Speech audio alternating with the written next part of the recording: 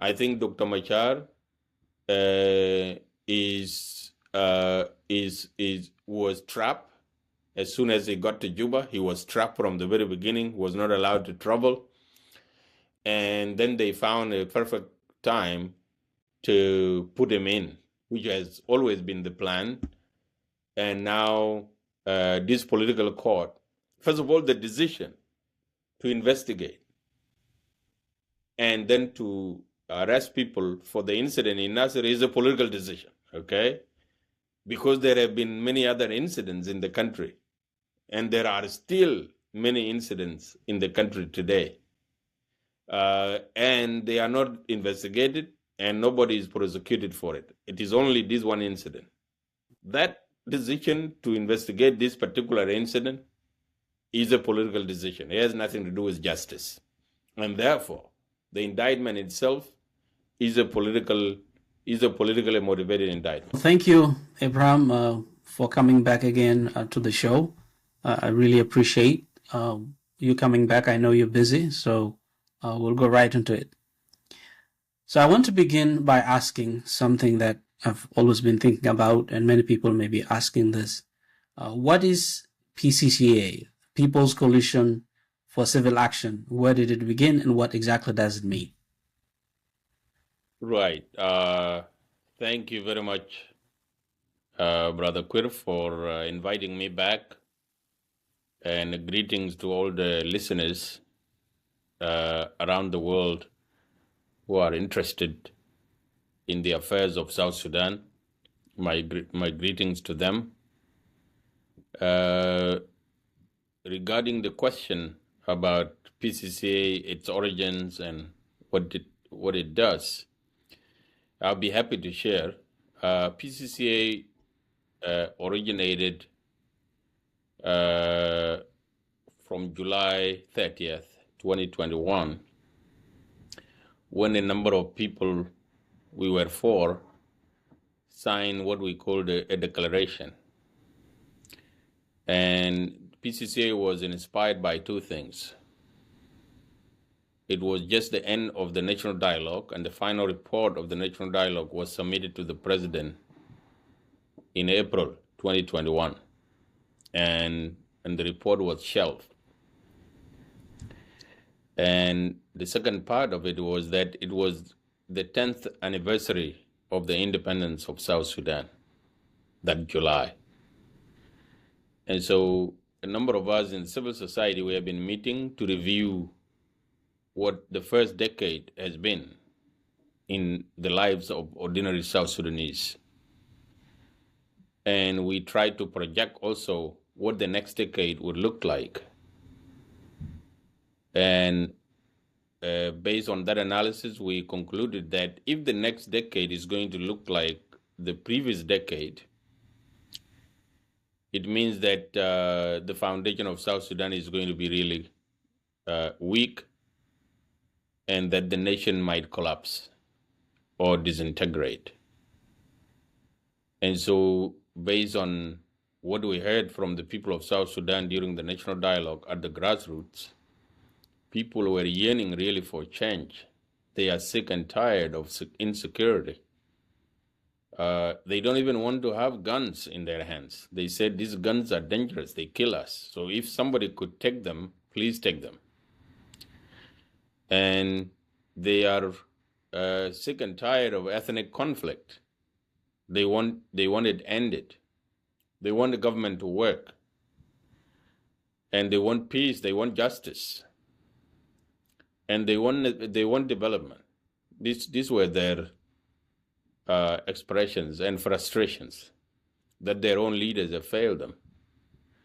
So based on that analysis, based on the fact that the national dialogue took 4 years and a deeper involvement of the people of South Sudan, and they were able to speak, and now their voices were being dismissed, we concluded that we cannot let this just slide. We have to respond to this.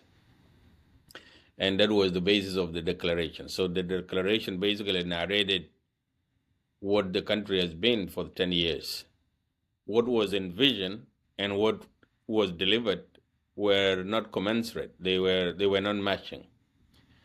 And what the people of South Sudan were expressing and what the leaders want us to believe were also not matching. The bigger narrative that the main problem is that there is ethnic animosity, we did not find that in the national dialogue. More particularly, we did not find that between the Nuer and the Dinkas. They both claim that they have no war between them, that the whole thing is political. They have no animosity and they have no basis for animosity.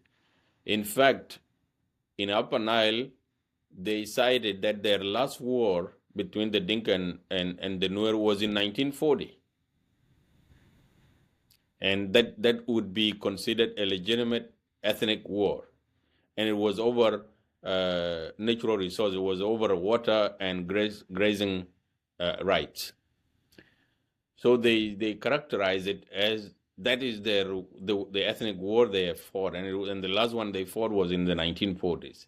Everything else that has happened after that is politically motivated and it has nothing to do with them. So just to clarify, yeah. So the declaration was a response to the government's inability or refusal to act on the national dialogue.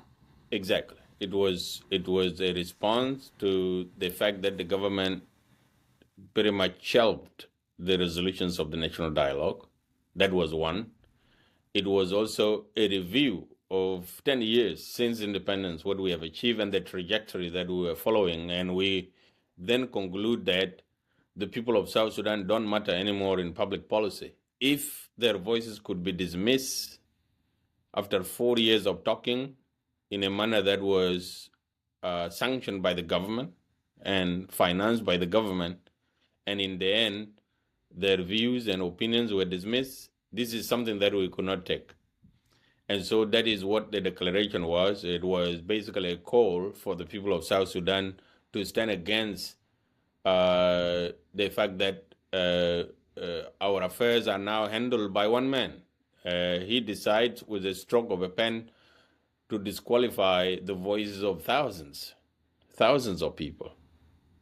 So that is the PCC. So we basically made that declaration and we organized ourselves and said we're going to call ourselves People's Coalition for Civic Action. And the reason we emphasize coalition is that we are working across ethnicities and across administrative boundaries. And we emphasize civic because whatever agitation we're going to make was going to be civil, was going to be a civil discourse, was not going to be violent. And so we describe ourselves in the PCC as pro-democracy, non-violent civil rights movement. That's how we describe ourselves. So I'm still a member. I'm a co-founder of PCCA. I'm a signatory to that declaration, and I continue to promote those ideas. So when you released the declaration, was it named PCCA or was it something that came subsequent to the declaration? Well, the declaration was made by the PCCA, okay. People's Coalition for Civil Action. Okay. So that was the group that was now making the declaration. That's okay. That makes it clear. Now, if someone was to, because this is something some people may say, if someone was to characterize this as some sort of a political party, that would be a mischaracterization of PCCA. Yeah, we are. Our ideals are broader than a political party. Okay. Because a political party would be interested to pursue power, and they would pursue change by seeing themselves as the only alternative. But the PCCA does more than that. We want change, but we are not pursuing change with the sole objective of taking power. We are seeking change for the purposes of bringing about better lives for the people of South Sudan. It's nonpartisan. It is nonpartisan. Oh, okay. So thank you for explaining, because sometimes we hear these formations but people don't get to to know why they are formed and what they entail and the principles under which they were formed. So thank you for explaining that. For people who didn't know, now they know. And if they have questions, they can contact PCCA. Absolutely.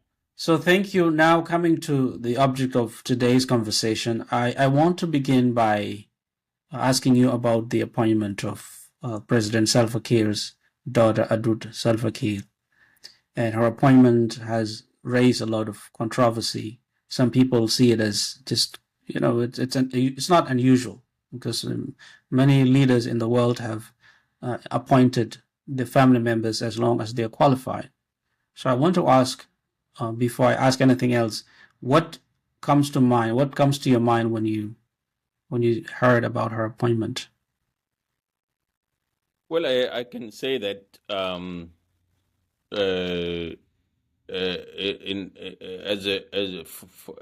for purposes of honesty, I think that President Kiir had done well to try to keep his family away from the government for a very long time. Try to keep, although they have been active in the market, especially Adut, they have been away from the government.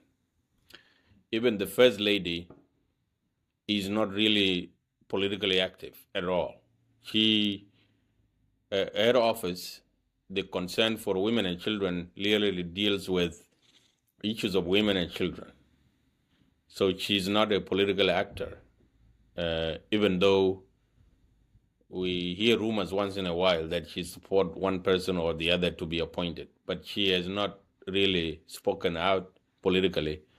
The same thing is true for President Kiir's children. They have not been deeply involved politically until when Thiek was appointed in 2020 or 2019. I think it was 2020, yes, to become deputy executive director in the office of president. That position also is not political; it's a technical position.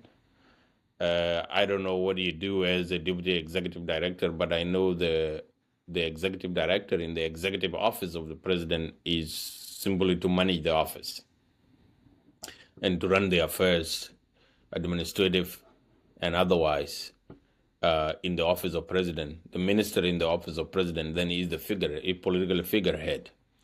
So I'm putting that to context to make a point, which is that Adut's appointment as a senior special envoy for special programs in the office of president is a significant appointment. First of all, she has no political experience. And so to promote him as an advisor, and the position of an advisor in government is senior to a minister. Advisors, they sit above the ministers. I think that is unwarranted. There is no reason to do that. She could have been maybe given another type of assignment, and then she can work her way up into the political hierarchy. Because once she's done being an advisor, a position that is senior to a minister, what else is she going to do? She cannot be appointed again as a deputy minister because that would be above that. Maybe she could be appointed a minister. That would still be a junior position, but it would be a little bit better than being a deputy or being somebody junior than that. So I'm not a fan of promoting young people to the highest positions because it deprives them of being given other opportunities down the road. But being appointed as the daughter of President Kiir is problematic. Adut, as a South Sudanese young person, deserves to be appointed like anyone else. But as a daughter of President Kiir, the optics don't look very good. And it came at a certain time when a lot of dynamics are happening both within the party and also within the government. Rumors of secession debate are happening, and then she is brought into the middle of that. And not only was she brought in the middle of it, she's taking over a position that was previously held by Benjamin Bolmel. And there have been two issues surrounding that relationship between Adut and Bolmel. One is positive. There were reports of them having a relationship at a personal level, which I'm not willing to talk about. But then there was, after Bol was appointed, there were swirling rumors that she was unhappy with Bolmel at the same time. So for her to be brought in that position just raised so many questions. And I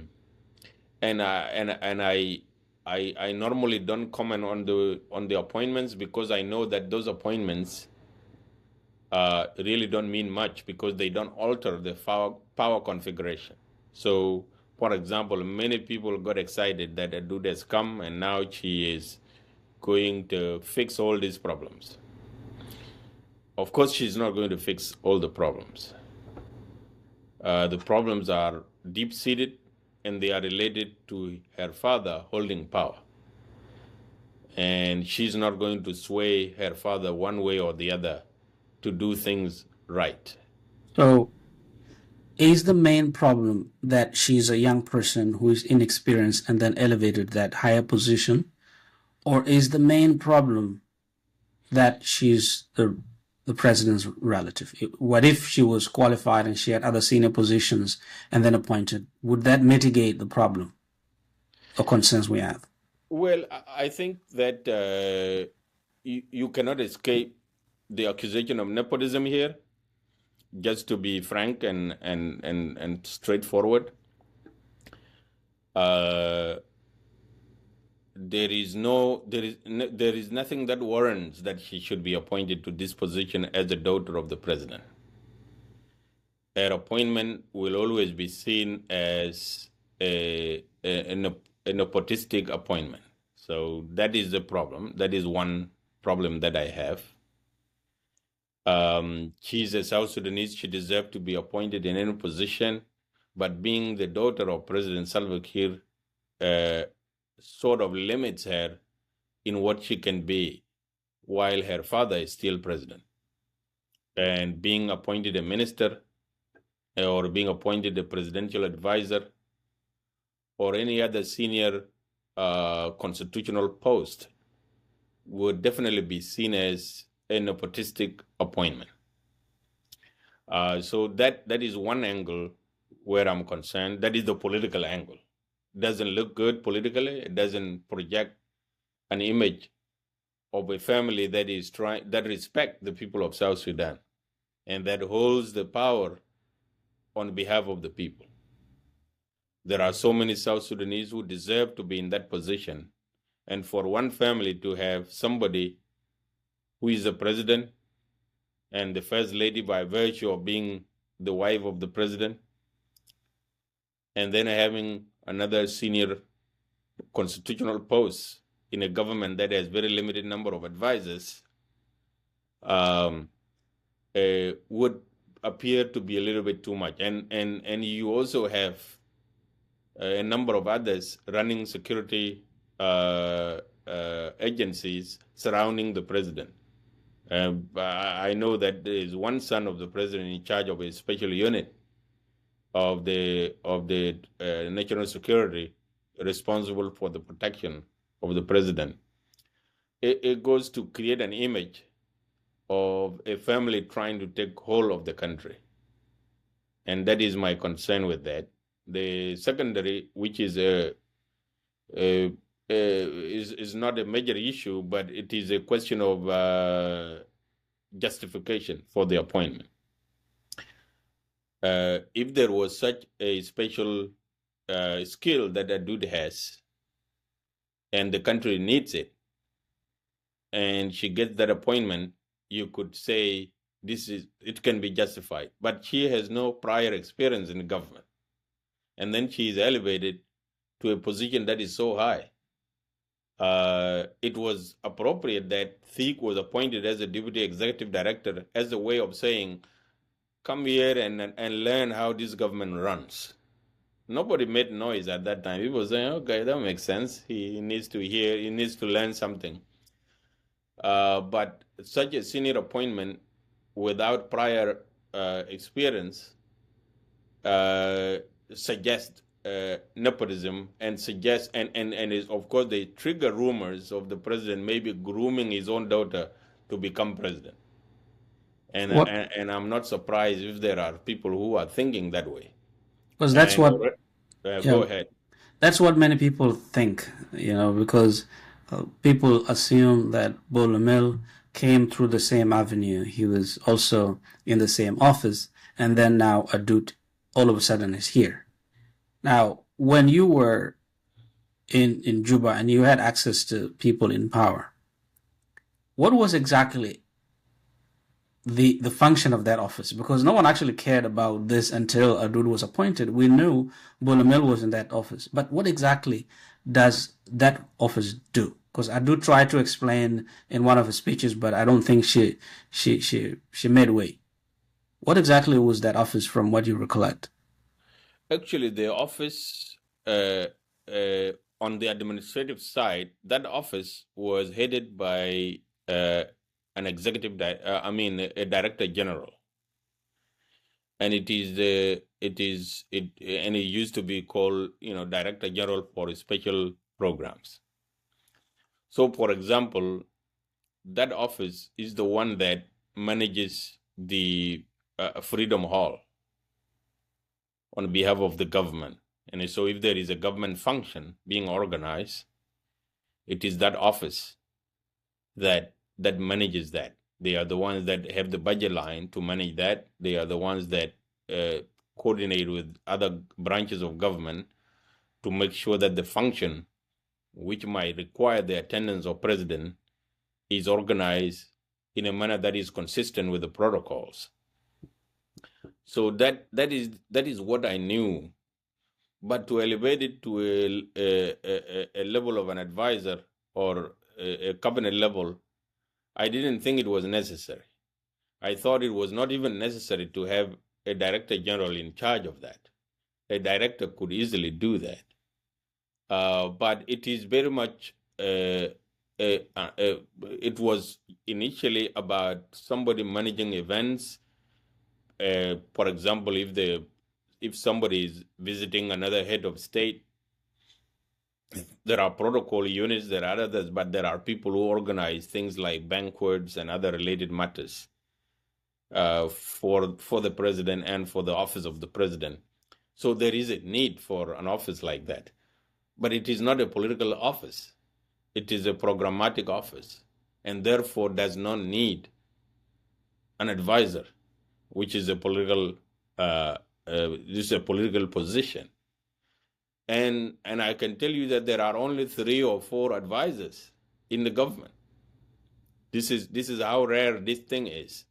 Right now we have General Kwal Manyang, who is the advisor, a senior political advisor, and then we have an advisor for national security, and then you have Adut. That's it. That's very much. We don't have advisors in the government because the peace agreement limit the number of advisors, because they said if the president get more than 3 advisors, then they can then if any additional advisor would have to be shared according to the power sharing ratios.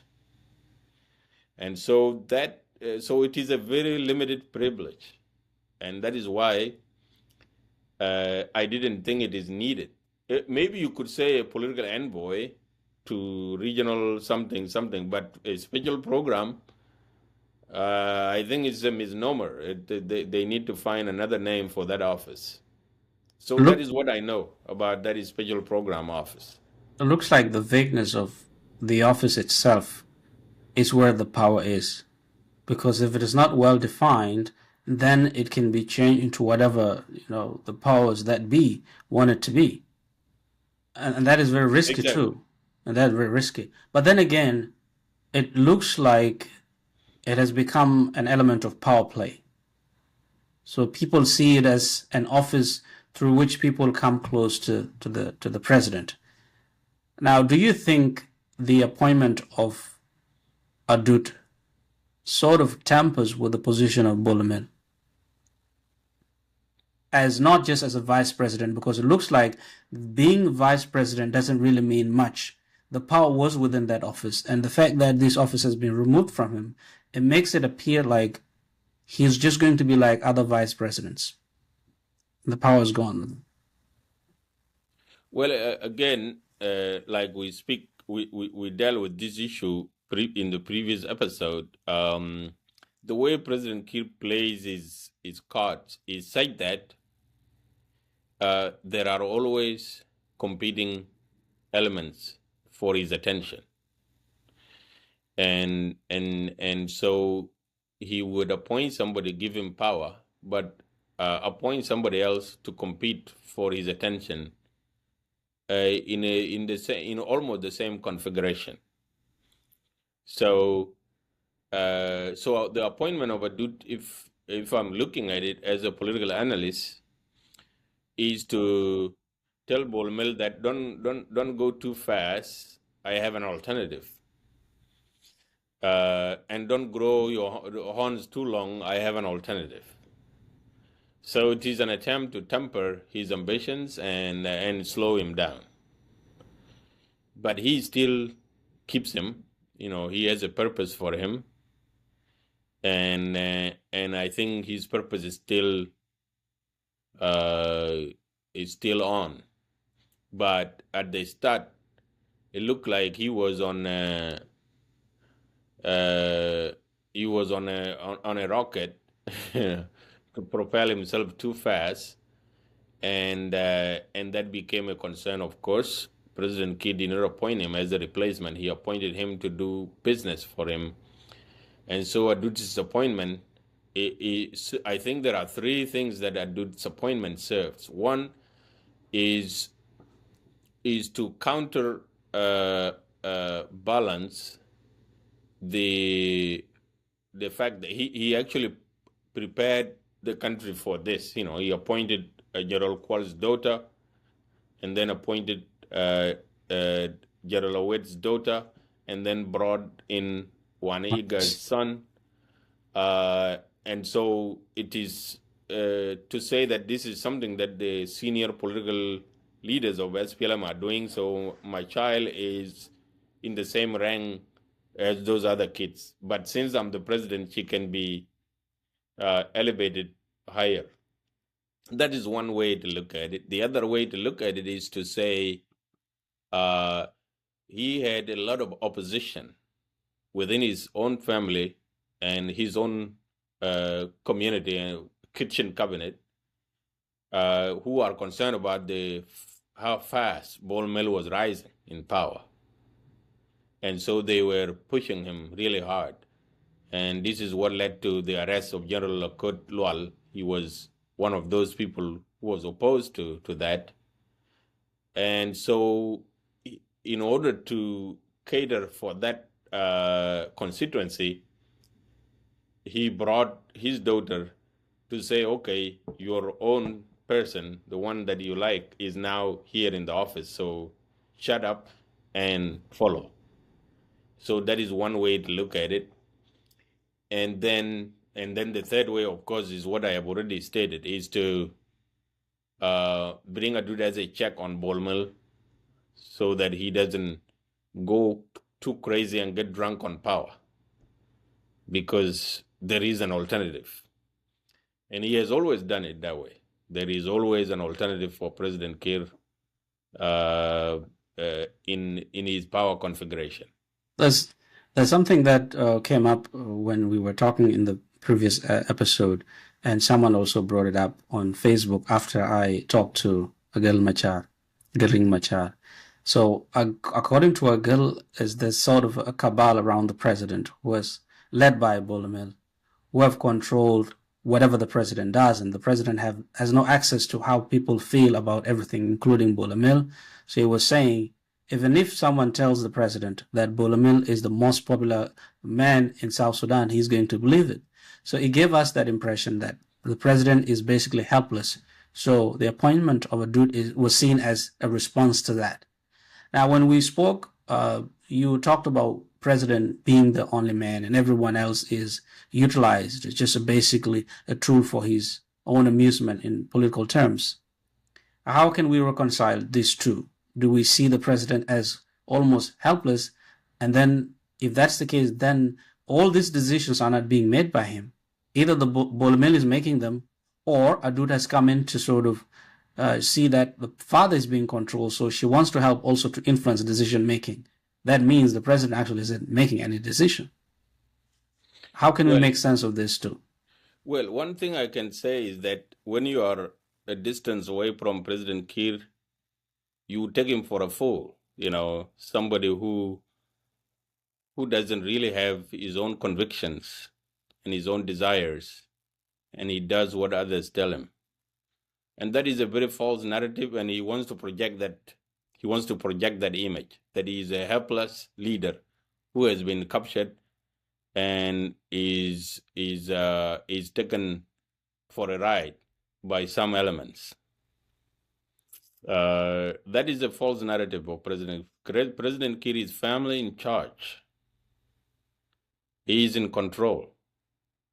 And by the way, all these people that are said to be controlling him, it started with Paul Malong or Tilar, or even those of Deng Alor were considered to have controlled him, but they have always found themselves outside the palace. But the problem persists.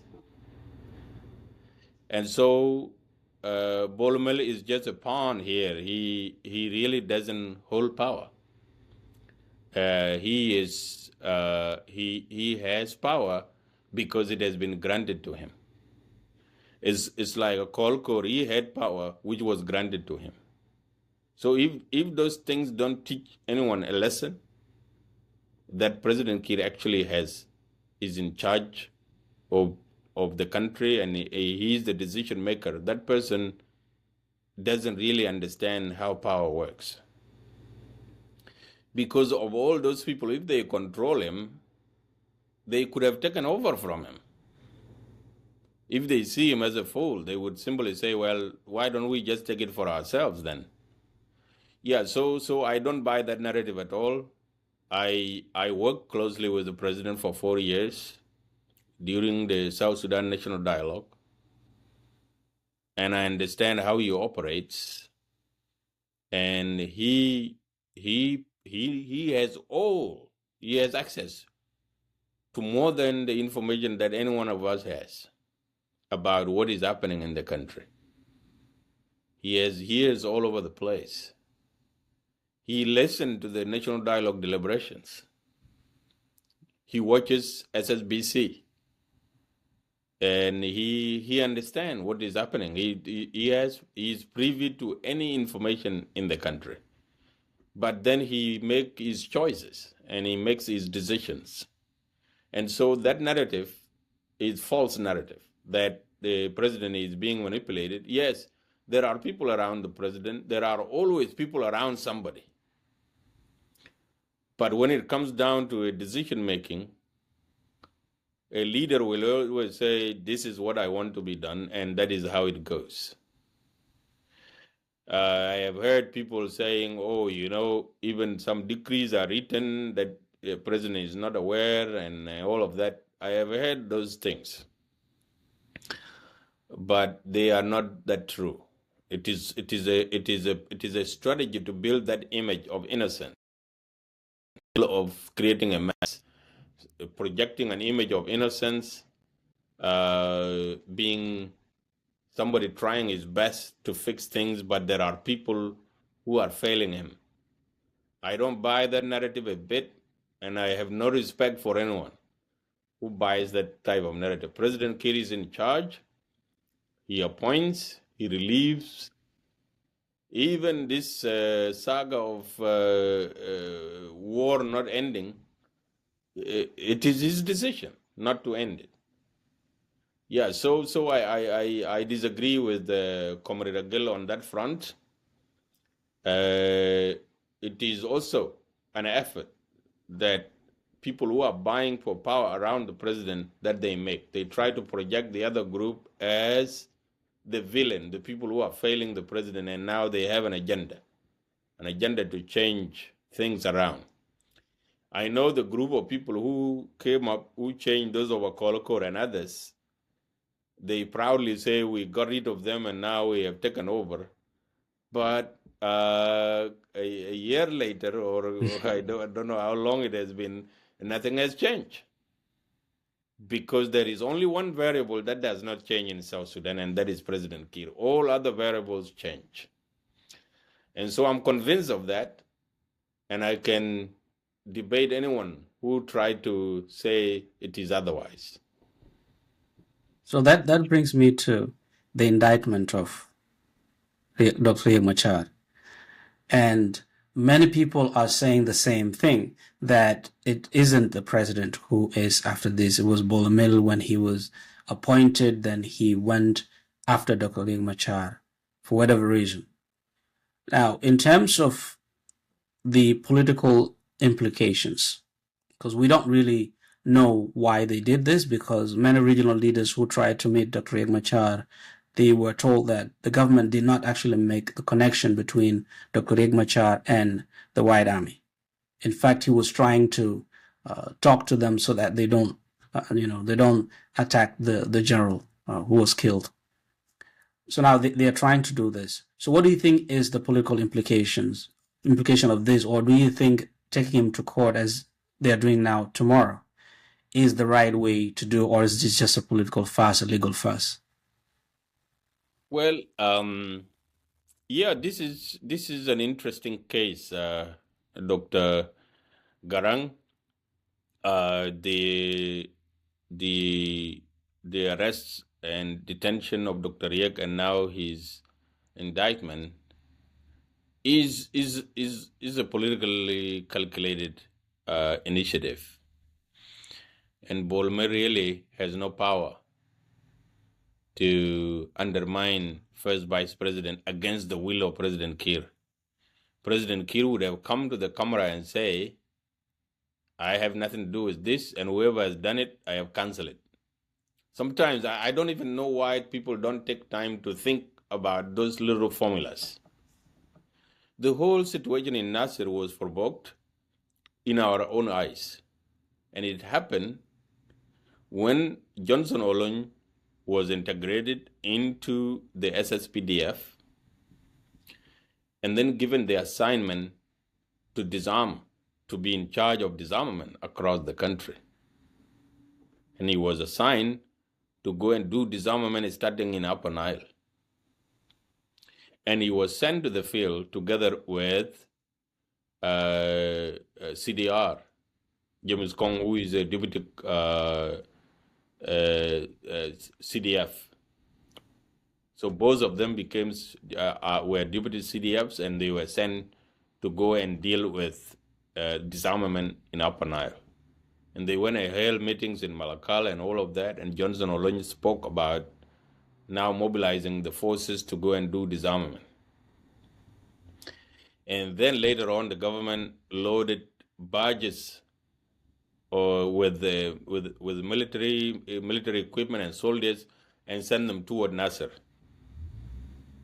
So the whole idea for the White Army, and of course for the IO, was now an existential threat. They're going to be disarmed by the Sholo militias of Agwelek, as well as a unit of SSPDF called Abu Chok. Abu Chok is, of course, by the Sholo and the Nuer. They consider Abu Chok as a Dinka militia of Upper Dang in Upper Nile. And these were the forces that were going to be taken there to disarm them. So this is what triggered this. Now, when the barges were sent and they were not able to arrive in Nasser because the river was shallow, they came back, having already provoked the situation. And instead of sending these soldiers on foot to go and reinforce their comrades who were in Nasser, they went back to Malakal, having seen the situation is already heightened. And so for the White Army and, of course, for the SPLM-IO, they saw an opportunity before they get disarmed, they should dislodge these forces. I don't think it was a good idea. I think it was a violation of the peace agreement, but they did it anyway. And that led to the atrocities that were committed in Nasser, including the killing of David Majur, and of course the inhumane method with which people were killed and their bodies were mutilated. So that was a very bad situation. And then suddenly, now tables were turned, and they said now it is Riek Machar who triggered that situation in Nasser, and the whole SPLM-IO was arrested. You have to be a fool to not believe that this was planned.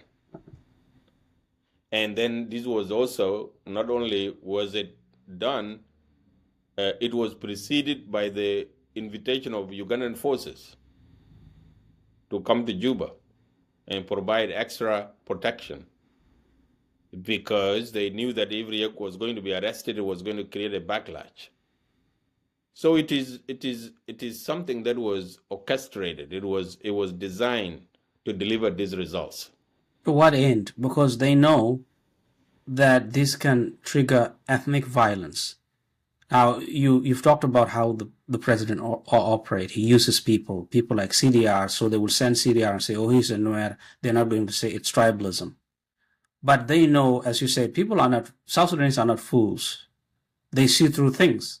So now when you send people to go and disarm them and do not communicate so that they know this is not just an ethnic issue, but they perceive this through ethnic lens, if you bring Agwelek and then you have Abu Shok, and they see this with a unit of SSPDF as just an ethnic army trying to come and attack another ethnic group.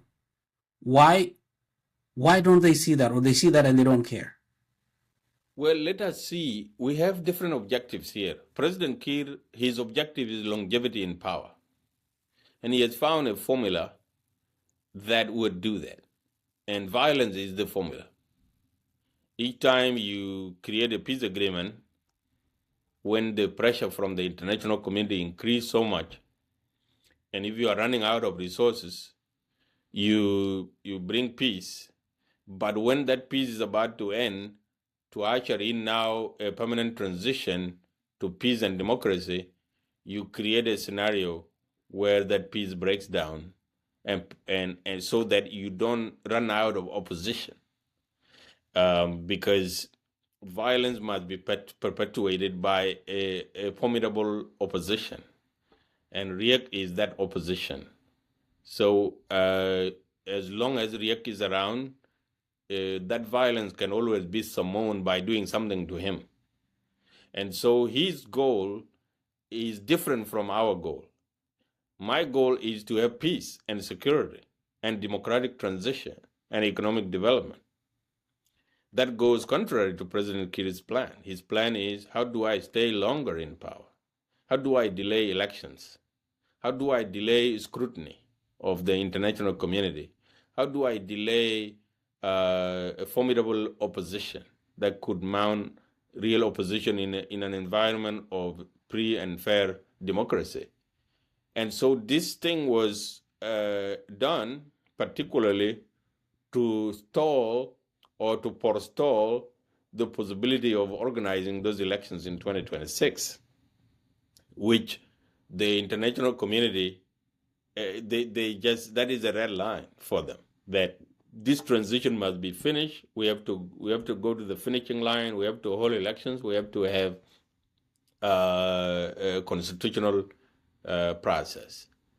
Now, what you have described is right. So the procedures that were followed were all outside the peace agreement. First, if you want to do disarmament, the government of national unity needs to sit.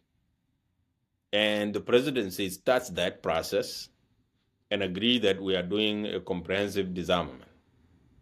Then it goes to the cabinet, which will then debate how do we go about this? Where do we get the resources to achieve this disarmament process? And then it goes to the security organs. And now you know that there are different armies. So you need the agreement between the SPLM-IO and government to do disarmament. That whole thing was bypassed. And even the deployment of government forces, the government claims that they wanted to redeploy those forces who have been long in Nasser. That redeployment was actually a violation of peace agreement, because the agreement says that you cannot move forces without an agreement. And there is a peace implementation monitoring mechanism called CITESOM, a ceasefire and security transitional arrangement mechanism. So they are the people that monitor violation of ceasefire. If you are going to do something like that, you first meet in RJMAC, which is the body that manages the peace agreement, and then it goes to CITESOM to help facilitate that process without necessarily leading to a violation of the ceasefire. All those things were overlooked. And these activities were done outside that peace agreement. Because if you did them through a peace agreement, the IO were going to say, no, we should not do that. Let us do this. Let us do this.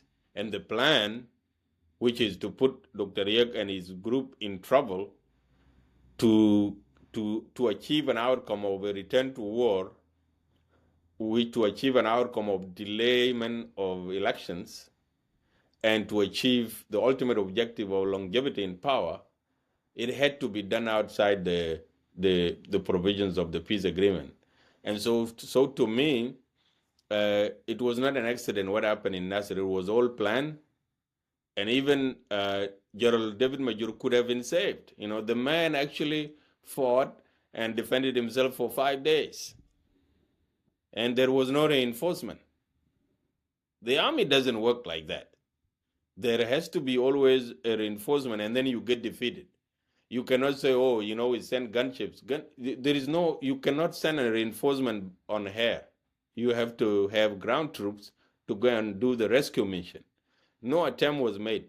And then people resort to the UN and then resort to Machar himself as a trap to tell him that you are the one that should facilitate this. And the man tried to resolve the issue, which was out of his hand. And so in the end, despite his attempts, the whole thing failed because that's how it was designed. And now he is the criminal. He's the one who initiated it. And so to me, the indictment of Dr. Machar is a bad thing for the country. It's a dark part of our history. I know there are so many innocent South Sudanese who have suffered so much, and they can blame the leadership of Dr. Riek Machar for that. And they want him to face justice. I also want him to face justice. But it cannot be done in this way. It will not help the country. The country actually the bitterness is being deepened. The gaps, the divides are being widened. And this is deliberate. And it is, and so I definitely don't agree with the indictment. I think Dr. Machar was trapped. As soon as he got to Juba, he was trapped from the very beginning, was not allowed to travel. And then they found a perfect time to put him in, which has always been the plan. And now this political court, first of all, the decision to investigate and then to arrest people for the incident in Nasser is a political decision, okay? Because there have been many other incidents in the country, and there are still many incidents in the country today. And they are not investigated, and nobody is prosecuted for it. It is only this one incident. That decision to investigate this particular incident is a political decision. It has nothing to do with justice. And therefore, the indictment itself is a politically motivated indictment. And that is not to deny that there was something that happened in Nasser and terrible things happen. And we all watch. but is to say that the whole thing was politically motivated, including the incident in Nasser was politically motivated. Because what happened in Nasser as a response after the attack on Nasser and the killing of General Majur, someone has to pay for it. There's no question about that. Someone has to pay. But as you explained, the way this was carried out is very suspicious and it's also ill-informed, given the context in which they are going to the courts now. They have to prove it, and we know what happened in 2014 when they tried to make the case for the coup attempt. So when I talked to Dr. Isaac Gang recently, one of the things he said is the request by the people in Nasser was, we want disarmament, yes, but we want an integrated unit. So go back and bring an integrated unit and then we'll respond appropriately. That's what they were told. But they were not interested. They came with this force of Abu Shok and Agwalek, and that's what they were trying to force to complete the disarmament. And the people said, no, that's not what we want. And instead of responding to the needs of the people as a state, as a government, they just forced what they wanted. Now, and the other thing that I don't understand is when the whole town was overrun by the White Army, they chased away the SSPDF forces. Yeah. Now, General Majur withstood with his bodyguards for nearly a week. Now, if the White Army could chase away SSPDF force, were they unable to overrun the general with his bodyguards? That's something that I didn't quite understand, and no one is going to. The general and the bodyguard, they locked themselves into what do you call it? Armored vehicle, which the White Army were not able to burn, and they had weapons in there. So if they get close to the armored vehicle, they get shot. So it was a risk for them, and so they were left there, knowing that they have nowhere to go anyway. So we just stay there for a while until they run out of bullets, probably. So that is my understanding of what happened. Why he was stuck there for several days. He was able to lock himself into the armored vehicle. And they were dangerous, of course. And so the White Army said, okay, so they're going to need to eat, they're going to need to drink water, and they are going to need to get out of here. So let them stay in their vehicle, but if they get out, we get them. Instead of trying to force ourselves into it, because they were trapped anyway, and the wheels were kind of deflated, so they could not go anywhere. Okay, so but yeah, so you are right. Definitely, there is a need for justice for what happened, but it has to be one that is not in conflict with the national interests of peace and unity. And I think that if you prosecute the whole organization that signed an agreement with you, it doesn't seem to be justice. It seems to be like you're pursuing political end, because you could not have arrested the entire leadership of SPLM-IO, and then you now kind of make a deal with some junior officials to try to take over, and you don't allow the SPLM-IO to do its own internal process. So I think that is what has clouded this indictment as a political process. I made a comment in another place that the right time to have arrested and taken Dr. Riek Machar to court was 2016, when the fighting took place in and around the State House. The whole world would have said that was an attempted coup, yes. So because there was an attack in the State House and the president was there. And so why didn't we arrest him at that time? And why was he protected by the president and given an armored vehicle to take him home only later now to send some people to go and shoot him. That's why I believe that it is a project. And It is a political project. Riek Machar has become some sort of shibboleth, some sort of an ideal that people are using for whatever project, I don't know, because he has become an object of hatred, rightly or wrongly, and people want to get rid of him, even if they do things that are counterproductive to the needs of the people, things that are illegal, but they're trying to force this to make sure they get rid of him. But what is the cost of doing this? At the disintegration, the people within the Nuer community, we're talking about the Nuer nation, they want to secede. The same thing with the movement within Equatoria, they want to secede. Now they know all these things. And now there's this claim and interest within the SPLM-IO faction that want to work together with NAS to sort of work against the government. That is a movement that is going on. Now, do they think all these things do not count because they have UPDF? Or they have the power to think about to the point where they don't really care about the consequences of all these decisions? Yeah, so the whole... that is why I stated earlier that we are operating on different levels here. The ordinary people of South Sudan, you and I and others, we are looking for peace. We are looking for transition out of conflict. We are looking for stability. We are looking for a democratic transition so that our people can be home and enjoy the fruits of their country. President Kiir, on the other hand, has a different vision altogether. And this is what has dogged the whole country for so long. He wants to stay in power. But to do what with that power? We have not seen so far. The man has been trying for 20 years now. Exactly 20 years. Since 2005, when he took over from John Garang. We have given him his space.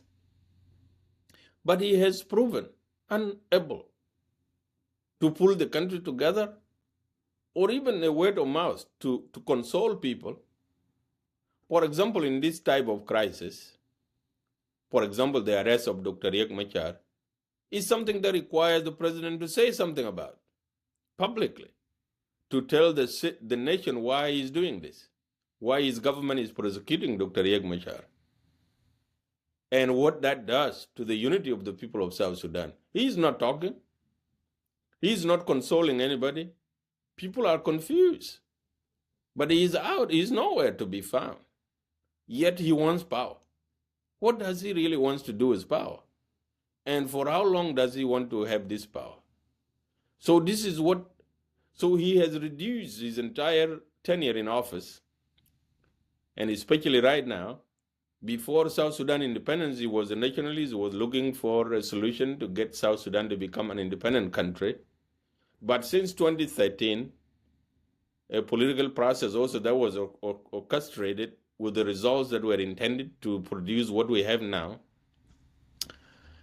he has simply reduced his time in office to how can he stay long, but not what can he do to the people of South Sudan.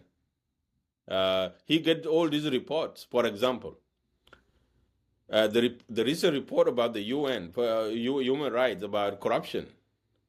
That is a big thing. The president should say something about it, but he is silent. Yeah, suggesting that he's aware of it, but he doesn't want to deal with that because it goes against his plan to stay long in power. So I think all these analysis that you and I do, and all these problems that we foresee will follow this decision, is exactly what they want. They want chaos, they want disunity, they want conflict, they want disharmony, because that now creates another environment. Look at the scenario. Okay, the court may go and say, okay, Dr. Riek Machar, we found you not guilty. Now, where does he start? He goes back and say, okay, now I'm back as first vice president. But then he has a group of people up in the bush fighting for him. So now it would have to be another political negotiation. and that will give another transitional period.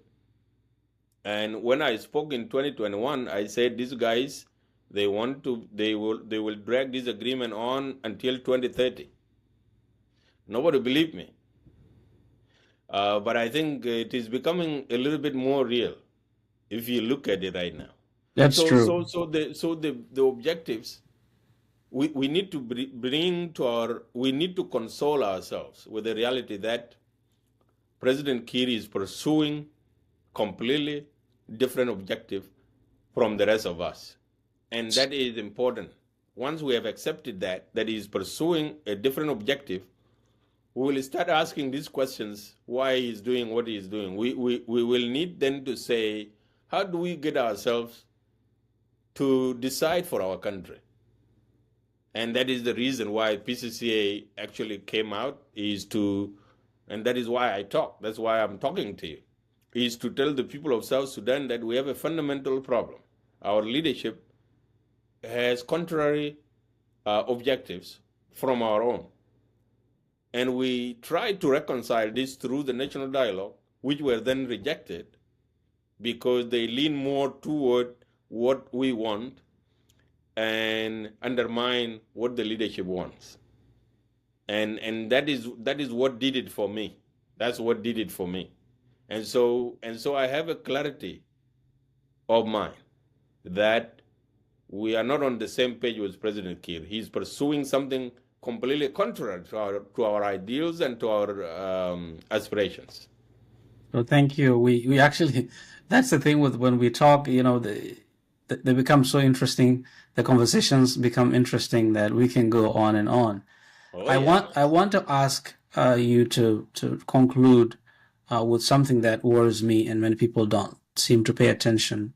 South Sudan is an ethnically diverse country, and people are divided along ethnic lines. And when things like this happen, the fault lines, just fall into place. Now, people will say, oh, this is not an ethnic issue. It is not a tribal issue. It's a political decision. So it doesn't really matter if the 8 people who are indicted are from one ethnic group and the people who are actually indicting them are from one ethnic group that holds power. They say it doesn't count. But the optics, as you said, they count. The perception people have, people are not always rational when it comes to ethnic issues. They just react with the emotions. Now, to indict these people with Dr. Riek Machar, and they're all from one ethnic group, and to say it is not going to divide people, it's really strange. How can we make the case so that people understand what you're trying to say, that President Kiir operates on his own wavelength? His interest is power in itself, to maintain power and his longevity. But for the rest of us, we need peace, we need development, we need to send our kids to school when they're safe. That's all South Sudanese want. But that's not other people see. They still think the president is doing great. How can we make the case so that the people themselves see themselves as one, and then this cabal of the hold around the president who are only interested in power are seen as one group, not with us? Right. I think that is an important question. And I made this clear when I spoke to the people in the Lake State media. I said that this prosecution is a disaster for South Sudan because you arrest the entire leadership of SPLA-IO, which is predominantly Nuer, and you think that that is not a problem. You have to be sick, and you really have to be drunk with ethnic bias to not see. And I gave an example. I said, suppose in 2005, when Dr. John Garang went with nearly 100 senior SPLA leaders to Khartoum and touched Khartoum at the airport, and he was welcome. And then suppose he did not die in a helicopter crash, which could have been orchestrated, but he was arrested by Khartoum and charged with something. and I gave an example. I said in 2009, there was a serious clash between the SPLA and SAF in Malakal. It was such a serious fight. I said, suppose, and President Kiir was in Khartoum. Suppose the government in Khartoum arrests President Kiir and said he is the one who ordered the troops in Malakal to fight. Irrespective of what kind of justification the Jalaba were going to make, we were not going to accept it. We were just going to see it as a political prosecution and a violation of the CPA. And we would have actually fought instantly. We were not going to wait. And this situation is similar. Riek Machar fought with President Kiir and he signed an agreement and he came to Juba to implement an agreement. And he has a whole section of South Sudanese society that follow him as a leader. And then you arrest him, charge him, and indict him. And you think that it will, you are just pursuing justice and therefore nobody should complain about it. That is being politically immature. This move is actually very dangerous for the country.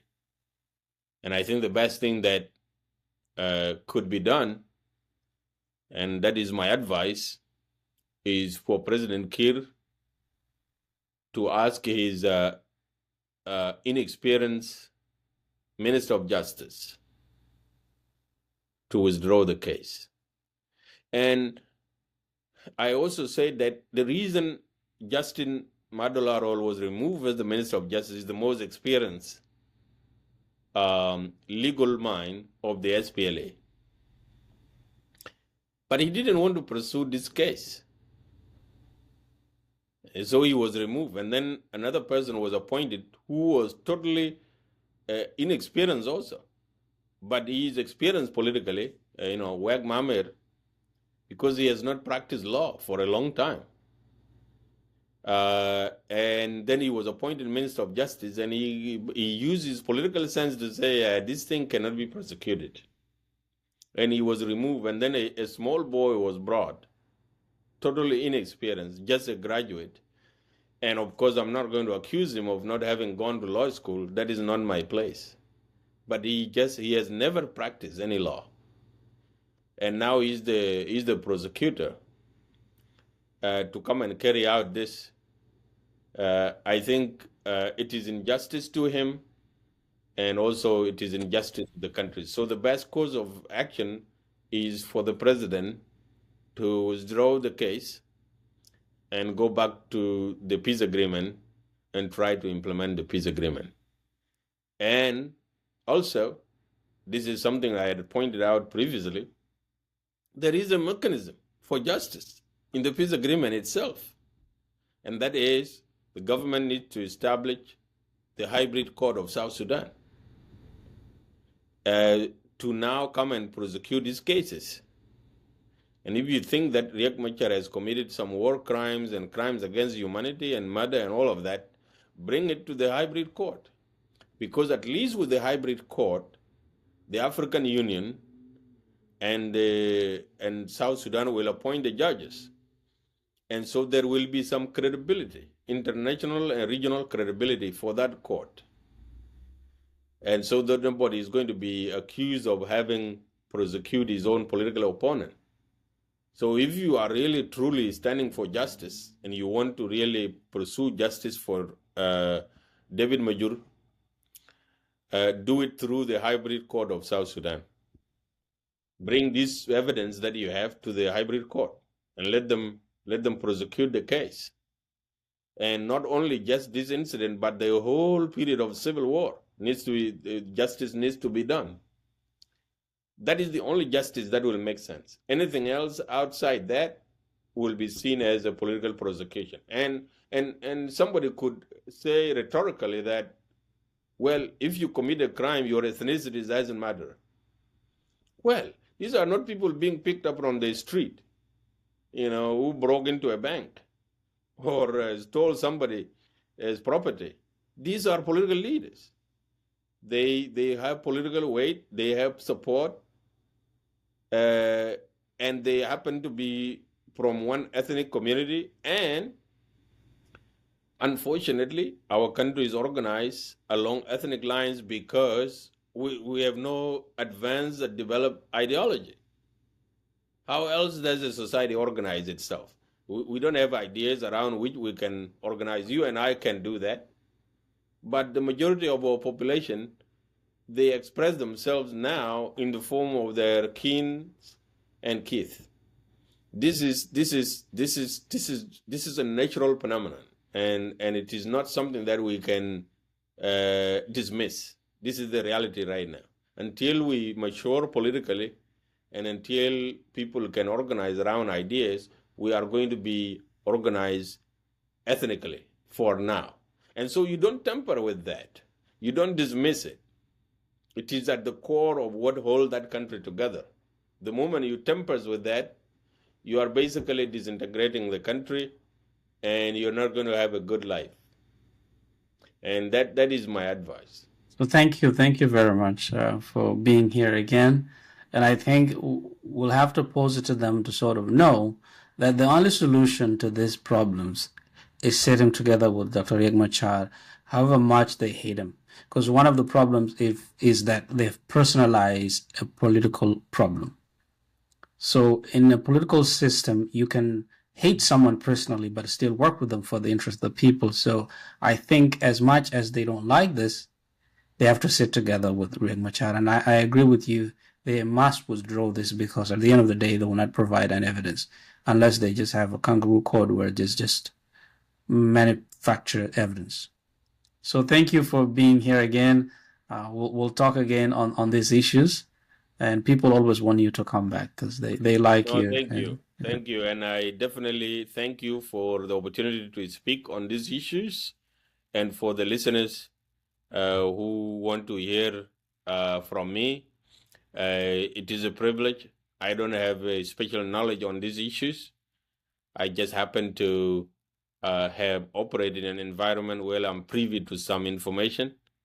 But it is definitely a privilege to talk about these issues, and I look forward to having more conversations. Thank you.